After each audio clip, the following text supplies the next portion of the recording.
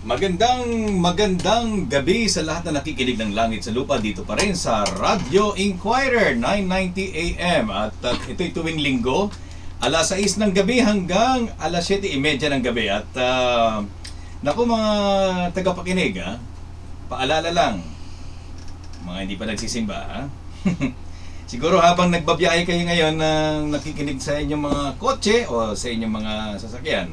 Ayan, langit sa lupa pa rin tayo. At yung mga nagsimba na, nagpapahinga na siguro kayo sa inyong mga tahanan o yung mga naka-tune in sa Radio Inquirer habang mga nagbabantay ng gate, mga tinutuloy ko dito mga security guard. Ayan. Ang ganda ng ating programa ngayon mga tagapakinig dahil meron tayong mga panauhin mula sa Adamson University. Pabatiin muna natin sila. Actually, malaki ang tropa nila pero syempre, apat na yung ating microphone kaya nag-jack in po sila kanina sino ang kasama sa hot seat, kumbaga, no? Pero bago natin pakilala ang mga taga Adamson University, parang hindi dapat sila pang radyo no? Pang TV at pang sila pang movie star yata itong mga ito, no? Papatiin muna natin sa ating isa sa mga mainstay ng Langit sa Lupa, si Ate Meldy. Ate Meldy, magandang hapon sa iyo. Magandang gabi. Magandang gabi na, Father. Magandang gabi po si Meldy Benitez, bumabati ang Father Dance. Ay, Father Bernard. Yes. Magandang gabi po at sa ating mga artistahin ba ito? Oo nga Bigla akong nagmukhang teenager Wala ko, nasa tayo teen show. Sige, pabatiin muna natin sila at sabihin natin, para malaman ng mga nakikinig, bakit kasama natin ngayon mga taga Adamson University. Oo nga. Okay, batiin naman, siyempre ladies first. Si Sheila, magbumati ka muna, Sheila. Magandang gabi po sa lahat po ng nakikinig ngayon sa DCIQ. Parang boses elementary si Sheila.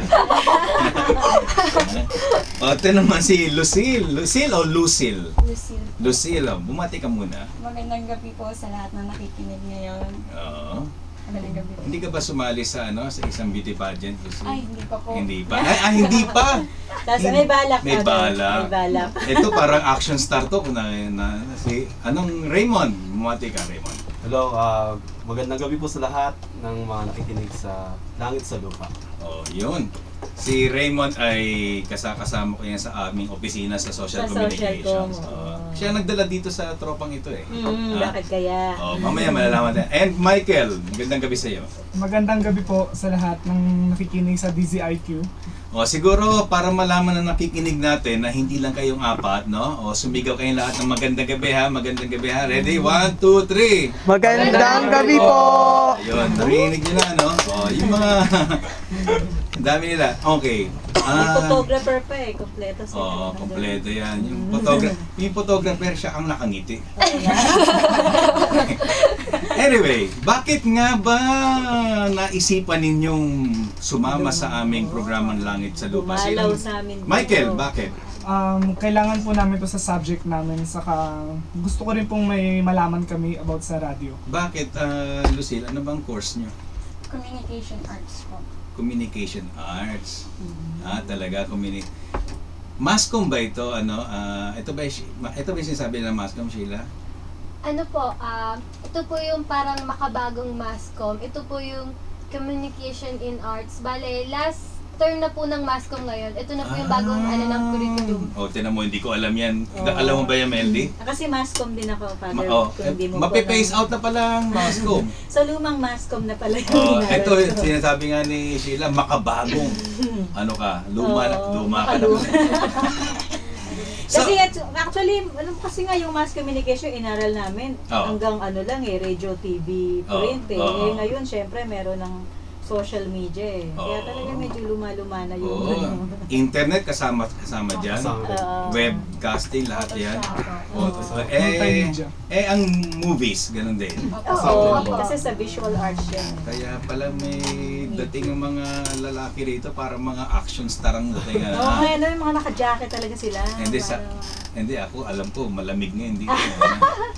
Pero hindi naman ako action star. Anyway, Ano ba pang leading man ba? Ikaw? Ikaw? Ako? Ikaw, akala ko ikaw yung may, para sa leading man. Christopher Hindi. De Leon ba? Anyway, alam mo tama-tama na meron tayong kasama dito mga estudyante. Kailan ang OJT nyo, Lucille? This coming summer po. Ilang years ang course nyo, Raymond? 4 na taon po. So you are in your 3rd year, right? Yes, Opo. 3rd year po. Regular. Lahat po kami ay regular students. Hindi, dapat sabi nyo hindi irregular, special. Special. Yung may ice cream sa ibabaw. Tsaka leche pala. Hindi, anyway. Sabihin natin na tama-tama ito, Melly. Kasi pag-uusapan natin ngayon yung paggawa. Yung pagpupursige o manggagawa o yung nagpo-proclaim ka, di ba? Maraming harvest na kulang sa manggagawa. Eto, may mga estudyante tayo ngayon. Naalala mo nung estudyante tayo na sisipag natin mag-aral, no? Walang TV, walang mga distraction. Walang cellphone. Then, panahon talaga nung walang Oo. wala pang cellphone. Kasi na. distraction na yung cellphone niya sa amin. Saka yung gimmick, sukat na sukat yung gimmick natin. Hindi pa gimmick ang tawag nun lakwatsa.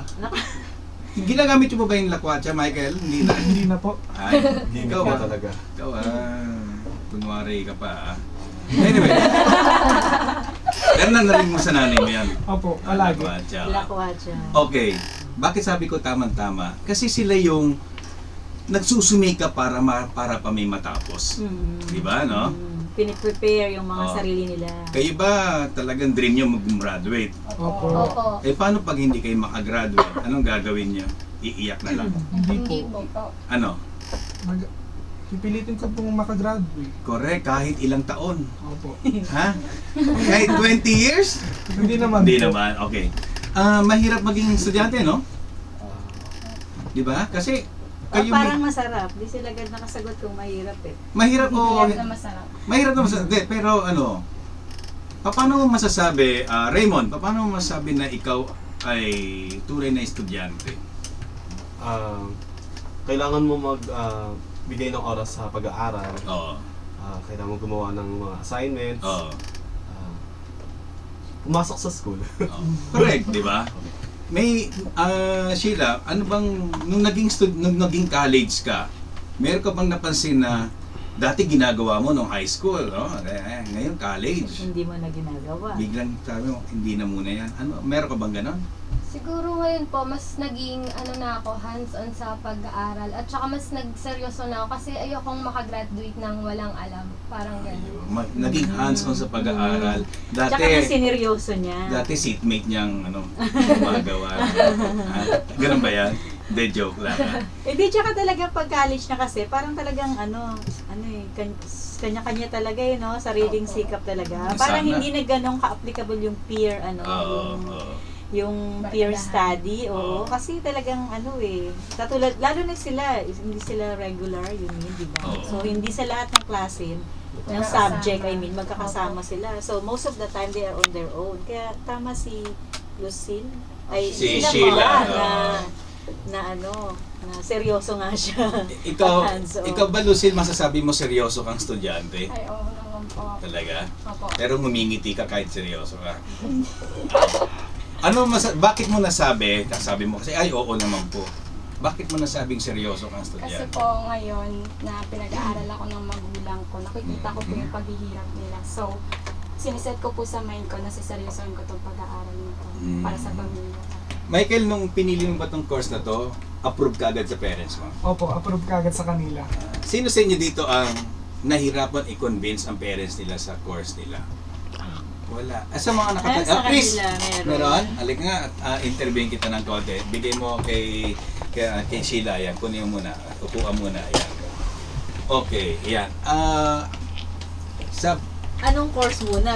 Anong course ang gusto ng parents mo? ng parents? Bale po, in-insist nila sa akin na kumuha ng course na related sa computer. Okay. Kasi in demand nga po. Tulad ng IT, tsaka ng computer science. Okay. Yun po. Paano mo na-convince na yan ang course na gusto mo at pinayagan ka? Bale, in-insist ko sa kanila na ito po yung gusto ko. Na ayoko naman po kumuha ng course na hindi ko naman gusto, na hindi ko mai-enjoy yung magiging trabaho. So, pumayag naman po sila. Okay. Ngayon okay na sila. Okay naman po. Suportado po. Alam mo ba't ko tinanong yan? Kasi hindi sa lahat ng bagay mag-a-agree sa inyo yung tao, no? Kung nung sinabi ni Raymond, pupunta kayo sa Radio Inquirer, ha? Iba sa inyo yata, ang layo pa ng pinanggalingan. Opo. Agree ba kagad kayo yung, okay, o nagkaroon, dyan ba? O, nagkaroon ba ng diskusyon muna na talaga ba dyan tayo? Meron ba? Raymond, meron ba? Nakuha mo ba lahat ng oo nila o may iba na kinonvince pa? Ang naging problema po nila, yung oras po, yung Sunday. So parang nagdadalawang isip sila pumunta kasi nga family day. So yun po. School requirement no? Yun po. Wala ko sila magawa. Kundi Alam mo Meldy, kaya ako tinanong yan. Sige Sheila, you may take your seat again. Alam mo Meldy, sa buhay natin, di ba? Ang dami natin ginagawa Ang dami natin gustong gawin. Pero hindi lagi sumasang-ayon yung mga tao sa paligid natin, di ba? Pwedeng magulang nga, katulad ni Chris, no? Chris, no? Tama, no? Opo. Oo. Pwede rin naman, ayan, sa grupo ninyo, na nagkaroon ng diskusyon, hanggang everybody agreed. Di ba? Sa buhay mag-asawa, ganun din. Sa buhay mag-boyfriend, girlfriend, Lucille, di ba?